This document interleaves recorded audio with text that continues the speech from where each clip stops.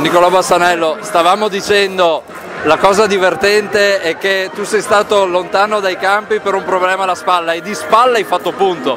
Il mio primo punto in partite ufficiali tra l'altro. Spalla buona però, no, l'altra che comunque è buona però.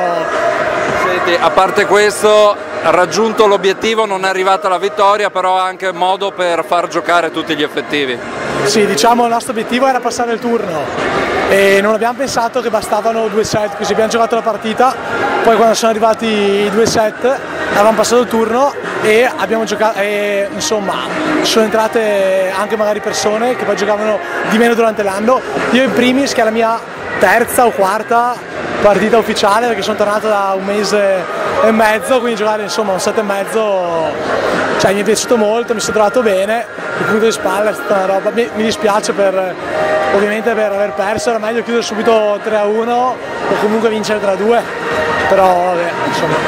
Stefano Gozzo, allora una partita che è terminata con l'obiettivo di portare la qualificazione per le semifinali, non è arrivata però la vittoria, quello è un po' un peccato, però insomma. Sì, siamo contenti di aver passato il turno, però ci dispiace comunque una partita contro una acerrima nemica di Padova, diciamo in campionato siamo sempre stati, quasi sempre stati là, ci dispiace aver perso, ecco.